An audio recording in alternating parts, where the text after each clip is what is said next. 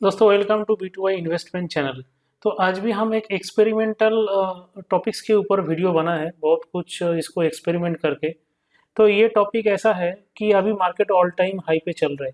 ये प्रीवियस कुछ टाइम पहले ये 2021 का अक्टूबर में मार्केट ऑल टाइम हाई पे था। तो हम जो लोग इन्वेस्ट करते हैं, लॉन्ग टर्म के लिए इन्वेस्ट करते हैं, हम हमारा मन में एक क्वेरी आता है, अगर हमारा जो पोर्टफोलियो है ये टॉप में जाके अगर अच्छा परफॉर्म करता है, हम क्या इसमें पूरा सेल कर दूं?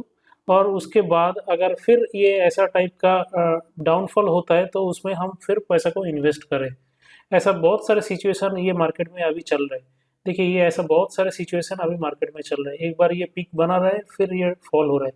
एक बार पीक बना रहा है, फिर ये प्रॉफिट बुकिंग हो रहा है, फिर ये फॉल होते जा रहा है।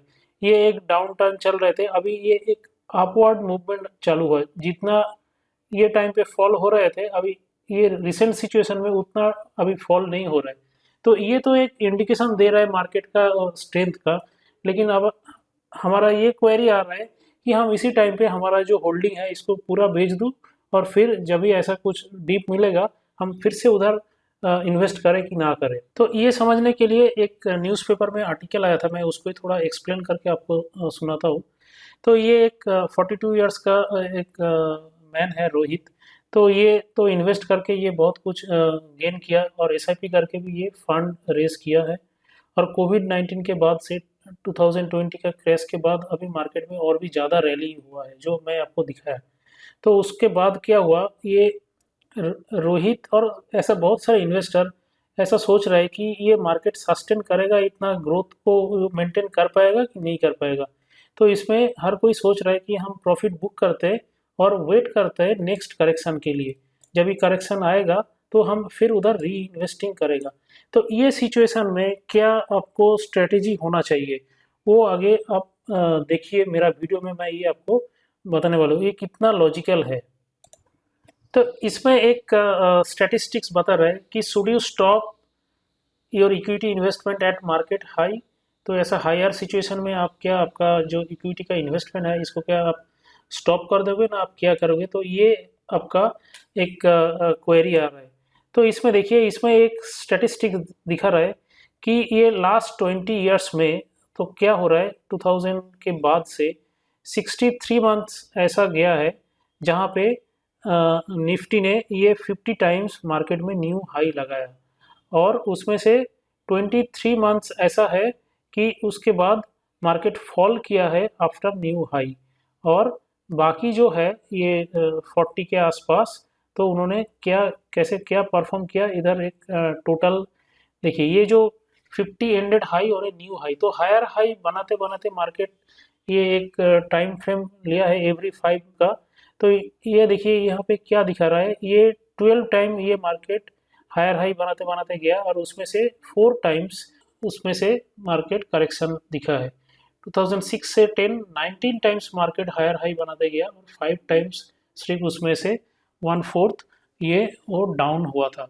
तो ऐसा लास्ट सिचुएशन में क्या है, 20 टाइम्स 2016 से 21 तक 20 टाइम्स मार्केट हायर हाई बनाते गया, और उसमें से 9 टाइम्स डाउनफॉल हुआ। तो ये देख के आपको ये सीख हो रहा है कि ये 63 टाइम्स मार्केट हायर हाई बनाते गया, और 23 टाइम्स 23 बार आपको स्टॉक मार्केट हायर हाई के बाद ये करेक्शन मिला है। तो इसके मतलब ये नहीं कि हर टाइम जब हाई बनाएगा उसके बाद एक डेफिनेटली करेक्शन आएगा। लेकिन इक्विटी मार्केट में कोई कुछ बोल नहीं सकता है। तो ये करेक्शन आ भी सकता है, नहीं भी आ सकता है, लेकिन अगर वो हायर हाई बनाते बनाते भी ऊपर चला जा सकता है। तो ये टाइम पे हमारा स्ट्रेटेजी क्या होना चाहिए? तो ये टाइम पे आपका जो पोर्टफोलियो है उसको रीबैलेंसिंग करना पड़ेगा। तो रीबैलेंसिंग में क्या होता है, देखिए इधर एक एग्जांपल के साथ एक्सप्लेन किया। तो अगर आपका पोर्टफोलियो जो है वो अगर 10 लाख का है, तो उसमें क्या है, अगर आपने 60% जो आपका इन्वेस्टमेंट है वो अगर इन्वेस्ट करना चाहता है इक्विटी में, एंड रिमेनिंग 40% डेट में, तो ये कैसा इसका बाइफर्केशन हो सकता है। 35% आपका जो वैल्यू है ये आप लार्ज कैप फंड में ही आप इन्वेस्ट कर सकते हैं। लार्ज कैप जो स्टॉक्स है उसमें आप इन्वेस्ट कर सकते हैं। उसके बाद 20% जो है ये मिड कैप स्टॉक में आप इन्वेस्ट कर सकते हैं, और 5% स्मॉल कैप स्टॉक में आप इन्वेस्ट कर सकते हैं। क्यों? लार्ज कैप में लार्ज अमाउंट, तो इसका वोलेटिलिटी कम है, तो अगर फॉल होगा तो लार्ज कैप का जो फॉल का रेशियो है वो कम होता है। मिड कैप ये मीडियम टाइप का होता है और स्मॉल कैप में ज़्यादा होता है, तो इसमें कम अगर आप इन्वेस्ट करोगे तो आपका रिस्क उतना कम हो जाएगा। तो इसमें रीबैलेंसिंग का क्या फंडा बता रहे हैं, तो रीबैलेंसिंग का ये फंडा बता दिया कि ये करने के बाद आपका जो 10 लाख के जो इन्वेस्टमेंट है, तो 10 लाख का जो इन्वेस्टमेंट, उसके बाद ये आपका 6 लाख आपका इन्वेस्ट हो जाएगा ये डिफरेंट 3 कैटेगरी में। उसके बाद जो रिमेनिंग 4 लाख आपका बचा रहेगा, वो बोल रहा है आप ये डेट कोई इंस्ट्रूमेंट में आप इसको इन्वेस्ट करके रखिए। तो ये और एक एग्जांपल दिया है कि लास्ट ईयर में large cap, mid cap and small cap इसका रैली कितना हुआ है। तो लार्ज का रैली मैंने जैसा बताया ये स्टेबल सेक्टर है, तो इसके लिए इसका जो रिटर्न है ये थोड़ा कम रहता है। मिड में मीडियम है एंड स्मॉल कैप में 77% है, और डेट का जो रिटर्न परसेंटेज है वो तो 5, 6, 7, 8% के आसपास ही होता है। तो इसमें आपको ज़्यादा रिटर्न कमाने का और कोई दूसरा रास्ता है ही नहीं। तो ये सब देखने के बाद आपको क्या क्वेरी आता है कि आप पूरा पैसा आप स्मॉल कैप में लगा दोगे क्योंकि इसमें रिटर्न ज़्यादा है, लेकिन अब मेरा ये डिसीजन अगर आप देखोगे तो आपको पता चलेगा इसमें क्या स्ट्रेटेजी होना चाहिए। तो ये सिचुएशन में क्या हुआ, ये टेबल में देखिए change in asset allocation due to market volatility. तो ये सिचुएशन में क्या हुआ, मार्केट इतना पीक में रन कर रहा है, इसीलिए आपका क्या हो गया, आपका जो ये 4 लाख वैल्यू था ये डेट पोर्शन में उसका 4.2 लाख अभी बन गया 6% का इंटरेस्ट का हिसाब से, इंटरेस्ट नहीं है ये रिटर्न का हिसाब से। फिर 3.5 लाख जो आपका लार्ज कैप में था 47% गेन हुआ, तो ये 5.1 लाख बन गया। और मिड कैप जो है 2 लाख ये 62% गेन किया 3.2 लाख बन गया। और 50,000 ये स्मॉल कैप में है, ये 77% का हिसाब से 88,000 बन गया। तो ये आपका जो एक्चुअल एलोकेशन था, टारगेट एलोकेशन अभी चेंज हो गया, मतलब आपका ये रिटर्न बढ़ने के बाद, इतना रिटर्न आप गेन करने के बाद फिर ये एसेट एलोकेशन ऐसा चेंज हो गया। तो अभी मैंने आपको एक दूसरा फंडा के बारे में बता रहा हूँ, वो है कि ऐसा टॉप सिचुएशन में अगर आपको इन्वेस्टमेंट करने का किधर रिस्की लग रहा है, कोई सेक्टर में रिस्की लग रहा है, लेकिन ये सिचुएशन में अगर आपके हाथ में पैसा आ गया तो आप क्या करोगे, आपका जो पैसा है उसका 70-80% पैसा आप एकदम चुपचाप एक डायरेक्ट जो डेट फंड होता है, तो ऐसा डेट फंड में आप इन्वेस्ट कर दीजिए। आपका मार्केट का कोई वोलाटिलिटी और कोई आपको देखने का ज़रूरत नहीं है, आप एकदम सीधा सीधा एक डेट फंड में इन्वेस्ट कर दीजिए।